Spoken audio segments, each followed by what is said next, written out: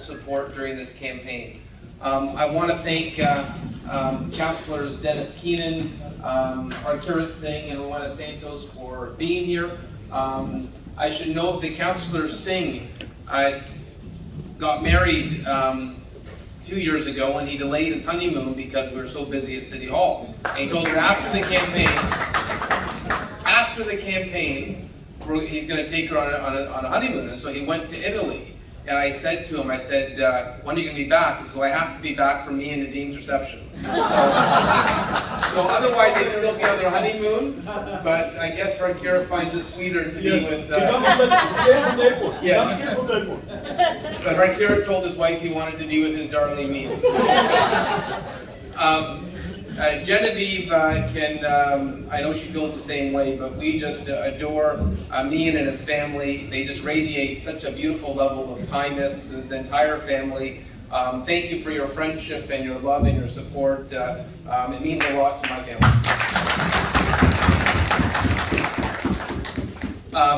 And I should note, Samira makes a very mean dessert. I'm not allowed in the house anymore because Gigi says I eat too many desserts, but very dangerous, very dangerous. But thank you, Ian, again, for organizing this tonight. I look around this room and I just see so many great friends. So many people that we have been working together over the years. And I can look at every table and I see an example of an issue we've worked on together. I remember where we met. I see Cameron there in the back, and we met at Great Lakes on the Night of Power in 2018. I look at Nasser, who I met 15 years ago I remember you used to hold iftars in your parking lot. I think the first iftar I probably went to was the one you held in that parking lot. Khaled in his pink jacket. I like that pink jacket. He's always smiling in the morning. Ashfaq, the work we've done with the Ahmadiyya community, Badar, Murtaza, who was a legend at putting signs up.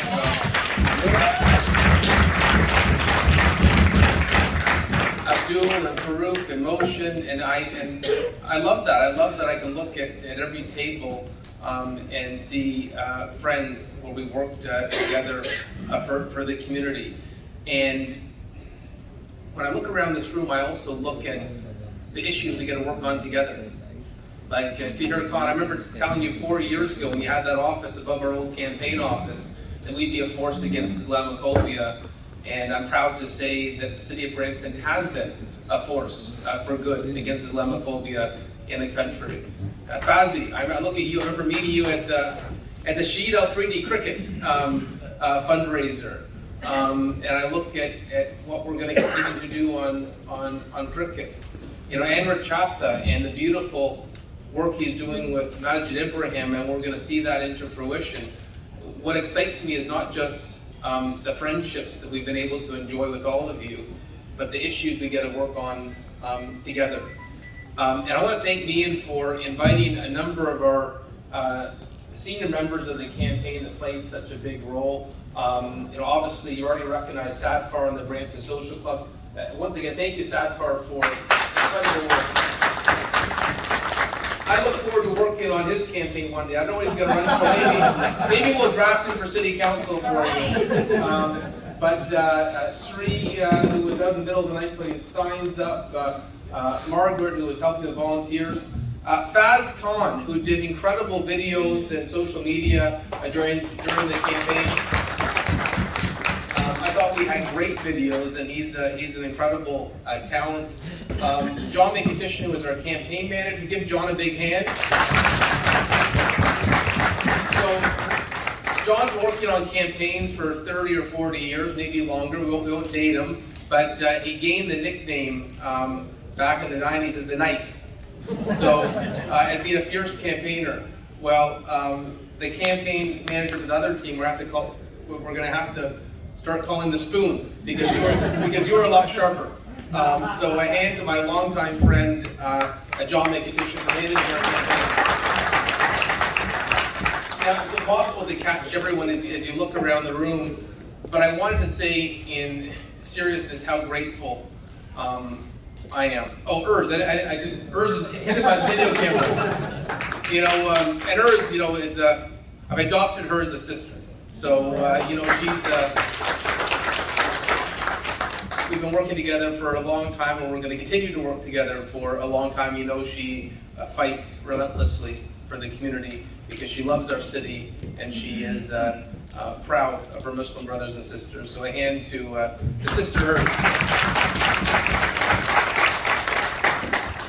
But you know, I think about this campaign and how important it was for us to win in a convincing fashion.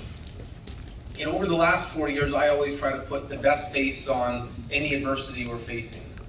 You know, but there were days that were not easy at City Hall. You know, I mentioned these stories to some of you. You know, I remember, you look at cricket as an example. I remember with cricket, wanting to make investments, noticing that we spent less than 1% of our recreational budget on cricket. And some of these old guard counselors saying, oh, we don't have the money. No one ever said we didn't have the money when it comes to baseball lights or a new lacrosse facility. For some reason, when I said we need to have proper amenities for cricket, it was a fight. And there's times when that was exhausting. And I never bothered you with the fact that sometimes, you know, we hear derogatory comments, and we just had to, you know, turn the other cheek. And it's just so refreshing to have a council now that I know shares the same inclusive view and ambitions for the city that I do. And you've elected a phenomenal council where we're going to be fair, the first city in the country to step up for decency, equality, to stand up against hate. It will always be the city of Brampton. We'll be the first to step up.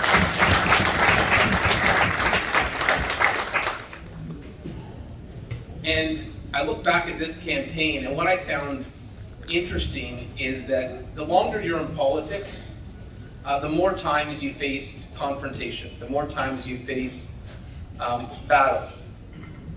And it just happened that in this election, at this moment in time, some of the enemies that I had faced in the fight against Islamophobia ended up all coming to Brampton, thinking this was their moment to get back at Patrick.